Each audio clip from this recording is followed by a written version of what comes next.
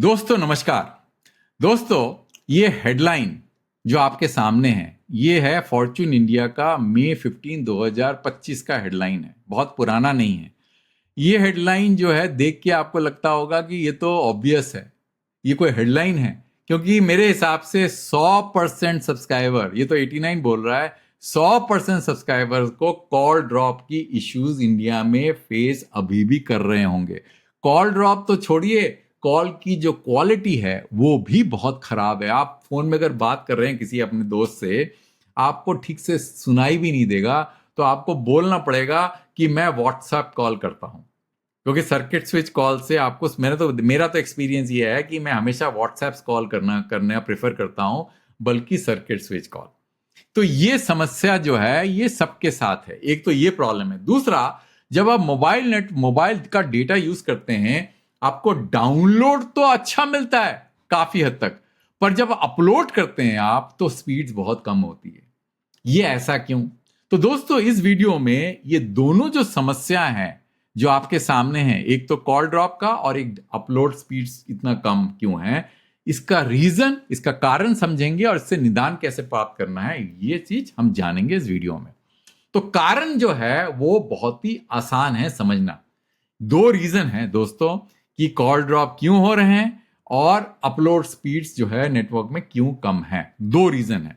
पहला रीजन दोस्तों, अगर आप गूगल में जाएंगे और टाइप करेंगे mobile tower density India versus China, आपको दिखेगा कि चाइना का mobile tower density is significantly higher than that of India, मतलब इंडिया से कहीं गुना ज्यादा है।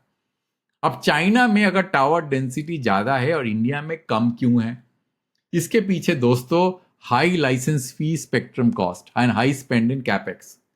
हमारे यहाँ पे जिस तरह का लाइसेंस फी स्ट्रक्चर है और जिस तरह का स्पेक्ट्रम की नीलामी में जो लोग खर्चा करते, उतना चाइना में खर्चा नहीं करते, तो वो टावर में लगा देते हैं। इंडिया में गवर्नमेंट ने सारा पैसा अपने जेब में भर लिया और मोबाइल ऑपरेटर्स को पास में ज्यादा पैसा छोड़ा नहीं, तो उन्होंने टावर में स्पेंड करना कम कर दिया और वहीं पे खर्चा करते हैं जहां पे उनको प्रोपोर्शनेटली रेवेन्यू मिलता है। रूरल में नहीं लगाते। यही एक बहुत बड़ा मुद्दा है दोस्तों, जिसके कारण हमारा कवरेज एंड कॉल ड्रॉप्स होते हैं नेटवर्क में। Coverage quality so poor, upload speeds are so poor and call drops are happening. और दूसरा रीजन क्या है दोस्तों, हमारा जो स्पेक्ट्रम है, अगर आप देखेंगे, मैं आपको दिखाता हूं स्पेक्ट्रम के जो, ये देखिए दोस्तों, आप अगर देखें, ये मैं इसको बिलियंस ऑफ डॉलर्स में कर देता हूं, है ना। ये आपको बताएगा ऑक्शन में हमने कैसे स्पेक्ट्रम जो है लोगों ने लिया है। तो आप देखेंगे जो 700 मेगाहर्ट्ज स्पेक्ट्रम है इंडिया के अंदर में, जो रिलायंस ने 2022 में लिया, $5 बिलियन खर्चा किया 10 मेगाहर्ट्ज स्पेक्ट्रम के लिए। $5 बिलियन, ठीक है। और अगर आप देखें 2015 में 900 मेगाहर्ट्ज स्पेक्ट्रम, $11.37 बिलियन। इमेजिन, सब ऑपरेटर्स ने मिलके। 2014 में $6.16 बिलियन। दिख रहा है आपको? तो ये ऐसा लग रहा है मेरे को कि ये ना स्पेक्ट्रम ना हुआ, गोल्ड और प्लैटिनम हो गया। तो जब आप लो फ्रीक्वेंसी बैंड में इतना ज्यादा खर्चा करवाएंगे तो लोग लो फ्रीक्वेंसी बैंड लेंगे ही नहीं। इसीलिए दोस्तों क्या हुआ है कि क्योंकि लो फ्रीक्वेंसी बैंड में सबसे ज्यादा कवरेज होता है और लोग जो है लो फ्रीक्वेंसी बैंड में इतना स्पेक्ट्रम नहीं ले रहे हैं क्योंकि इतना ज्यादा महंगा है, तो रिलायंस ने सिर्फ 10 मेगाहर्ट्ज स्पेक्ट्रम ले लिया 700 में। उसके बाद 10 मेगाहर्ट्ज 800 में 10 मेगाहर्ट्ज स्पेक्ट्रम है फॉर 4G एंड 5G 700 में। भारती एंड जियो के पास और वोडाफोन के पास में तो है ही नहीं। तो जब लो फ्रीक्वेंसी स्पेक्ट्रम नहीं होगा तो आपका कवरेज जो होगा वो पुअर होगा, क्योंकि coverage is determined by what, not the base station transmitting to the mobile, it's the other way round. क्यों? क्योंकि बेस स्टेशन, मान लीजिए बेस स्टेशन है, ये 45 dBm 50 dBm से ट्रांसमिट कर सकता है, क्योंकि यहां पे खतरा नहीं है, आप बेस स्टेशन के दूर में खड़े रहते हैं, आपको हेल्थ का खतरा नहीं है, तो ये base station are allowed to transmit at high power. But mobile आप लेके कान में ऐसे करके कान में लगाते हैं तो आपको हेल्थ का खतरा होता है। इसीलिए mobiles are always allowed to transmit at a fraction of the power which base station, 23 dBm से ज्यादा नहीं। तो मोबाइल का कवरेज बहुत कम होता है, इसलिए आपको लो फ्रीक्वेंसी में ट्रांसमिट करना पड़ता है, जिससे कि लो फ्रीक्वेंसी में ऐसे ही नेचुरली जो है सिग्नल दूर तक जाता है। इसलिए लो फ्रीक्वेंसी में जितना ज्यादा ट्रांसमिट करेंगे उतना आपका मोबाइल का कवरेज ज्यादा होगा। और इंडिया के पास लो फ्रीक्वेंसी नहीं है, इसलिए समस्या है दोस्तों। अब इसका निदान कैसे करना है बिना किसी ज्यादा खर्चा कर, क्योंकि एक बार हमने खर्चा कर दिया उसको तो हम अनवाइंड तो कर नहीं सकते। तो दोस्तों यही मेरा पर्पस है इस प्रेजेंटेशन को बनाने का। Why your 5G uploads are slow and how the world is fixing it, खासकर वर्ल्ड और इंडिया उसको कैसे एमुलेट कर सकता है। तो दोस्तों ये जो अपलोड की मेन प्रॉब्लम है, डाउनलोड की प्रॉब्लम नहीं है, क्योंकि मैंने आपको बताया ना कि डाउनलोड में हाई पावर ट्रांसमिशन पॉसिबल है, तो आपको हाई फ्रीक्वेंसी बैंड 3.5 में भी आपको काफी अच्छा कवरेज मिल जाएगा, पर लो फ्रीक्वेंसी में नहीं मिलेगा आपको, मतलब आपको अपलोड में नहीं मिलेगा हाई फ्रीक्वेंसी में। इसलिए आपको लो फ्रीक्वेंसी में अपलोड में आपको काफी ज्यादा स्पेक्ट्रम भी चाहिए और आपको लो फ्रीक्वेंसी में ऑपरेट करना पड़ेगा। तो ये आपका अपलोड प्रॉब्लम है। Mobile networks were built around around asymmetry, streaming, browsing etcetera, but आज की तारीख में आपको हैवी जो है अपलोड करना पड़ता है। क्यों? Video calls, reels and cloud sync, AI processing, इसलिए अपलोड बहुत जरूरी हो गया है। और दूसरा मैंने आपको बताया कि फोन का जो ट्रांसमिशन पावर जो है बहुत कम होता है, 23 dBm, और टावर जो है वो टेंस ऑफ वॉट्स में ट्रांसमिट करते हैं, ठीक है ना। तो इसलिए फोन्स जो है ओमनी डायरेक्शनल होता है। कहने का मतलब ये है कि फोन का जो एंटीना ऐसे कवरेज में ट्रांसमिट करता है और बेस स्टेशन का जो है ऐसे होता है, तो फोकस बीम होता है। और यहाँ पे क्या होता है, इसलिए क्यों ये ओमनी डायरेक्शनल होता है तो दूर तक नहीं जाता, क्योंकि ये पावर डिसिमेट हो जाता है ये स्पीयर में, तो इसलिए पावर डेंसिटी कम हो जाता है। तो फोन बहुत चैलेंजिंग है दोस्तों, बहुत ही चैलेंजिंग फॉर्म फैक्टर है और बहुत ही मुश्किल है इसको प्रॉपर तरीके से बनाना। इसलिए जरूरी है कि आप लो फ्रीक्वेंसी में जितना ऑपरेट करें और आपका टावर डेंसिटी जितना ज्यादा हो। तो इंडिया में low tower density worsen the problem, frequent video call drop, slow upload speed. Why India feel it मोर?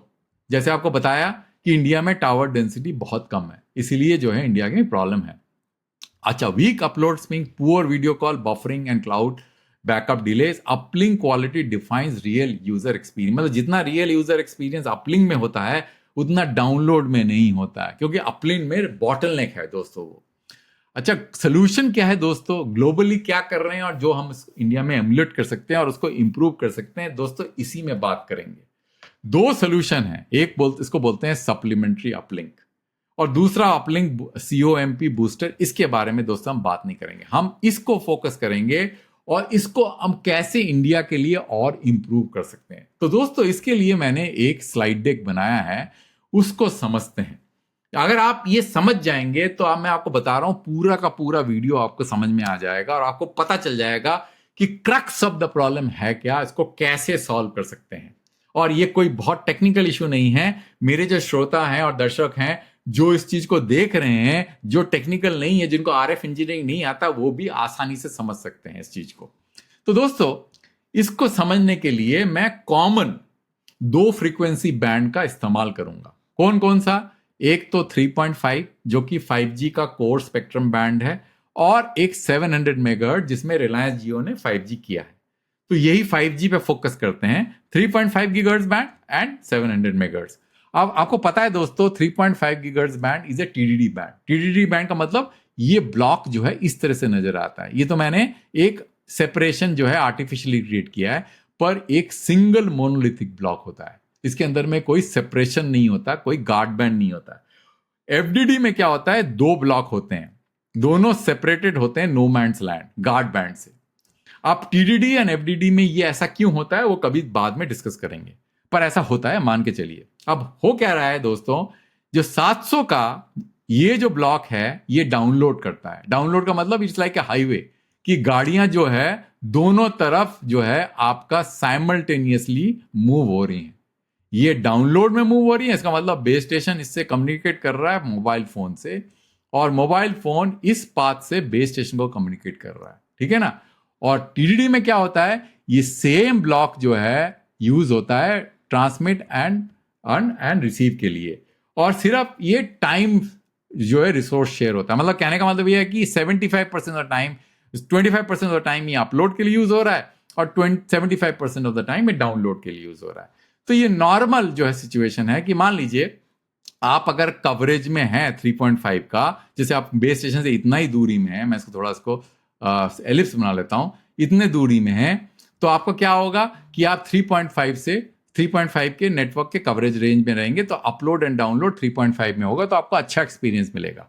पर अगर आप इतनी दूरी में हैं तो आपका 3.5 से काफी दूर चले जाएंगे तो आपको 700 मेगाहर्ट्ज का कवरेज मिलेगा। तो इसका जो लेंथ दिख रहा है आपका, ये कवरेज को दर्शाता है, विड्थ जो है बैंडविड्थ को दर्शाता है। तो 700 तब मिलेगा जब नेटवर्क एज में रहेंगे, और अगर आप बेस स्टेशन के पास है तो 3.5 मिलेगा, तो आपको अच्छा download speed and upload speed मिलेगा। 700 में आपको दूर चले गए तो आपका, क्योंकि 10 मेगाहर्ट्ज बैंडविड्थ होने के कारण में आपको अपलोड एंड डाउनलोड स्पीड कम हो जाएगा। अच्छा दोस्तों, उसके बाद में क्या है दोस्तों कि नेक्स्ट में हम कैरियर एग्रीगेशन की बात करते हैं। कैरियर एग्रीगेशन मैंने एक वीडियो में समझाया था, उसका लिंक इस वीडियो के डिस्क्रिप्शन में डाल दूंगा। आप मोटा मोटा इसको समझ लेते हैं, कैरियर एग्रीगेशन होता क्या है। तो इसमें क्या होता है दोस्तों, इसमें होता क्या है कि ये जो ब्लॉक मैंने आपको पहले बताया था, इसको मैंने लॉजिकली दो पार्ट में बांटा हुआ है टाइम रिसोर्स के चक्कर में। ये 25% हो गया, ये 75% हो गया। अब ये जो 25 वाला पोर्शन है, ये लॉजिकली मैंने क्या किया, डाउनलोड अपलोड के साथ में जोड़ दिया 700 का। अब दिख रहा है ना, क्योंकि ये अपलोड ही था ना, ये यूएल था, तो लॉजिकली मैंने नीचे 700 के साथ जोड़ दिया। सिमिलरली डाउनलोड वाला जो पोर्शन है, ये वाला पोर्शन लॉजिकली मैंने 700 के डाउनलोड के साथ जोड़ दिया।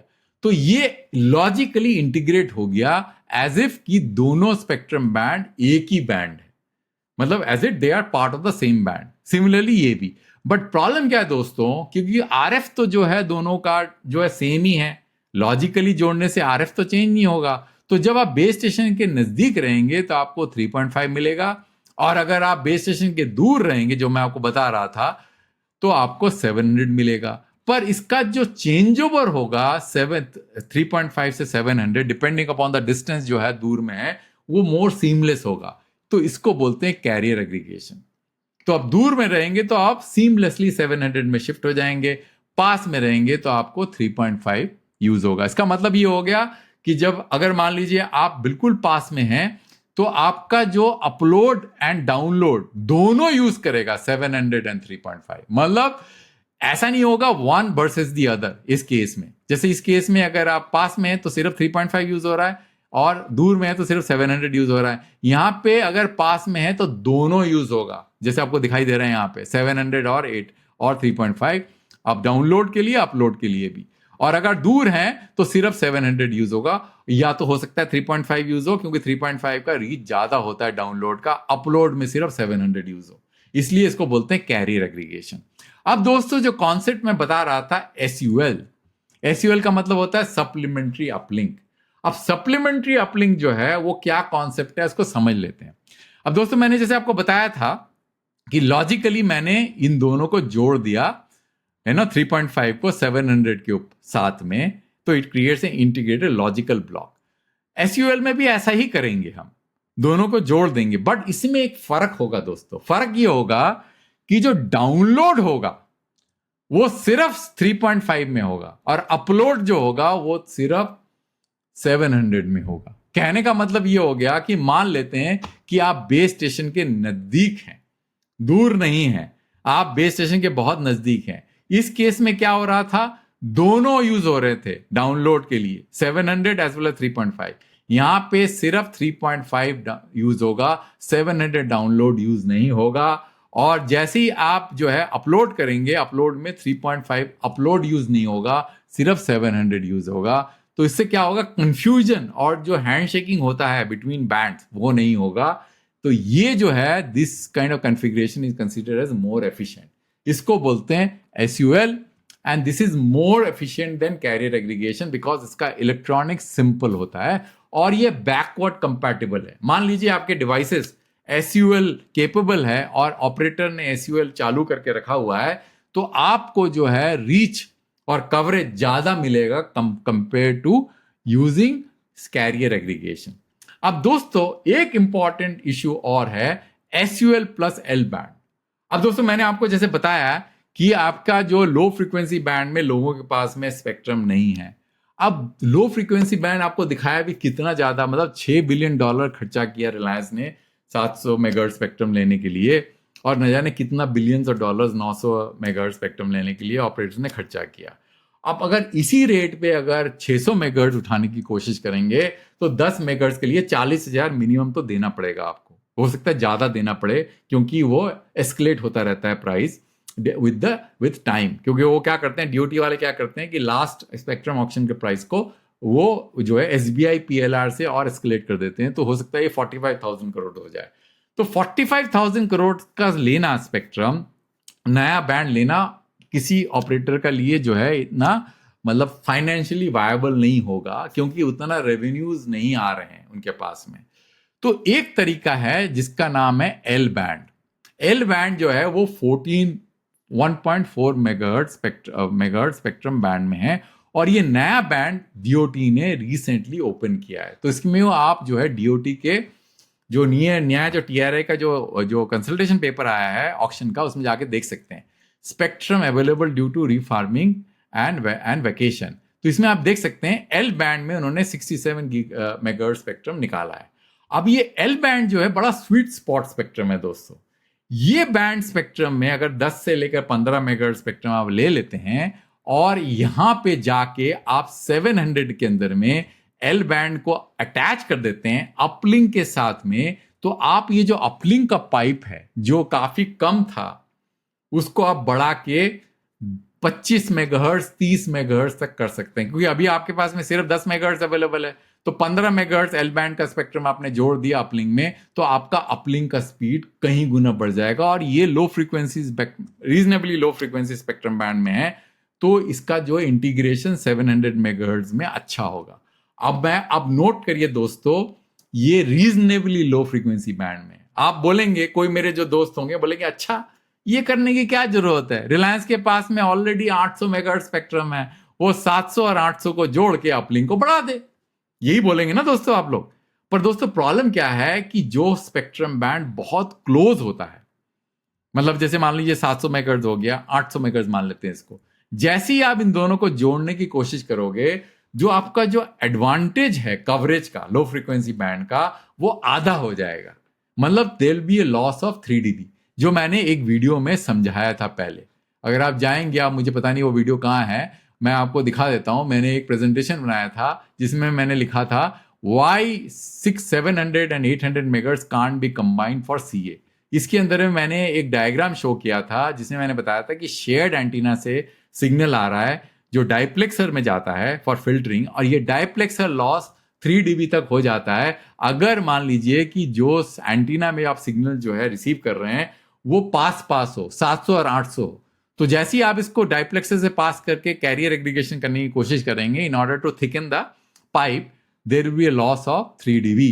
इसीलिए 1400 megahertz spectrum 1.4 gigahertz spectrum is a sweet spot, क्योंकि ये इतना पास नहीं है 700 से। तो अगर आप देखें तो 700 हो गया, 1.4 हो गया, तो उसको कंबाइन बड़ी आसानी से कर सकते हैं विदाउट एडिंग मोर लॉसेस। तो आपका कवरेज भी कम नहीं होगा, और ये एसयूएल प्लस एल बैंड इसको कवरेज का आपका जो अपलिंक को थिकन कर देगा। तो कवरेज का जो इश्यू है आपको जो मिल रहा है, जो आपका टावर डेंसिटी का इश्यू है और अपलिंक का जो प्रॉब्लम है, वो काफी हद तक सॉल्व हो जाएगा। और आप वही यूज करोगे जो मैंने आपको बताया था, इसी कॉन्फ़िगरेशन में सिर्फ एक एडेड ब्लॉक एल बैंड का ऐड हो जाएगा। अब दोस्तों परेशानी क्या है, क्योंकि इंडिया के अंदर में दिक्कत क्या है कि high frequency spectrum is of no use, क्योंकि tower density is very poor और आपको हाई फ्रीक्वेंसी स्पेक्ट्रम में कवरेज नहीं मिलता। आपने 3.5 गीगाहर्ट्ज का ऑलरेडी एक्सपीरियंस कर लिया। Low frequency bands are costing like gold and platinum, और ये L band is a very sweet spot spectrum. आप उसको कैरियर, जैसे रिलायंस को देख लीजिए, 700 मेगाहर्ट्ज स्पेक्ट्रम उनके पास में है, वो चाह के भी 700 मेगाहर्ट्ज को, अभी उनके पास 10 मेगाहर्ट्ज है और 700 में तो खाली नहीं है स्पेक्ट्रम। आप टीआरए के कंसल्टेशन पेपर में जाएंगे और मैं सबसे आखिरी पेज में जाता हूं टीआरए का, आप देखिए ये डीओटी का पेपर वो है, टेबल है जो डीओटी ने शेयर किया है टीआरए से। तो आप देखेंगे कि क्या क्या स्पेक्ट्रम अवेलेबल है। देखिए 700 में 0 मेगाहर्ट्ज स्पेक्ट्रम अवेलेबल है, वो कहते हैं है ही नहीं ऑक्शन के लिए, और 600 में 40 मेगाहर्ट्ज अवेलेबल है। अगर आप रिलायंस 600 लेने की कोशिश करेगा तो वही सेम प्रॉब्लम मैंने आपको बताया था डाइप्लेक्सर लॉस का, ये आ जाएगा, तो कोई फायदा होगा नहीं। तो रिलायंस के लिए जो है ये तो बिल्कुल ही एल बैंड जो मैं आपको दिखा रहा था वो तो बहुत ही इसके से it's a Panacea for their problem.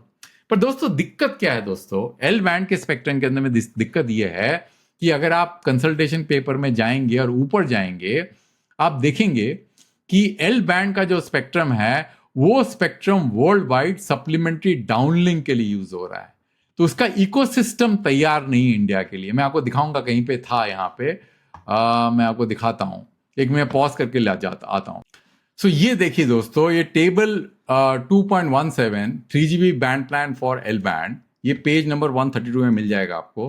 तो आप देखेंगे कि एल बैंड जो है इंडिया के अंदर में एफडीडी भी बना, नॉट इंडिया, वर्ल्ड में एफडीडी भी है और टीडीडी भी है, और जहां पे यूज हुआ है वो सप्लीमेंट्री डाउनलिंक के लिए यूज हुआ है, अपलिंक के लिए नहीं यूज हुआ है।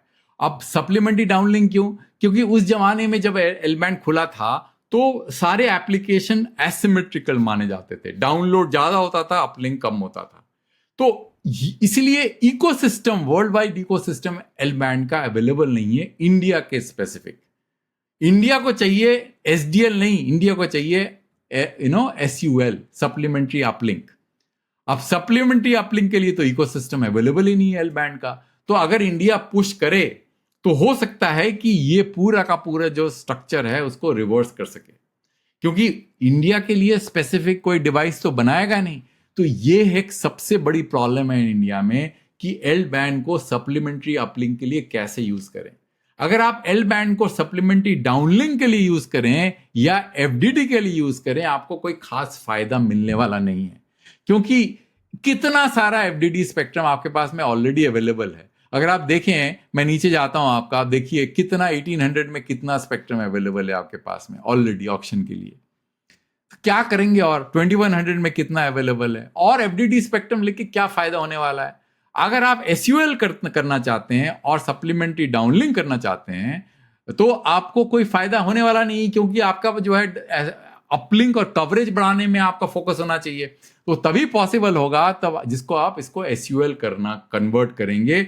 इसीलिए इंडिया के जो पूरा टीएसडीएसआई और जितना भी रेगुलेटरी पैराफेरनालिया है उसको वर्ल्ड में इस इशू पे लॉबी करना चाहिए, क्योंकि हमारा स्पेसिफिक कंट्री इशू है ये वर्ल्ड के लिए इतना रेलेवेंट नहीं है जितना इंपॉर्टेंट इंडिया के लिए है दोस्तों।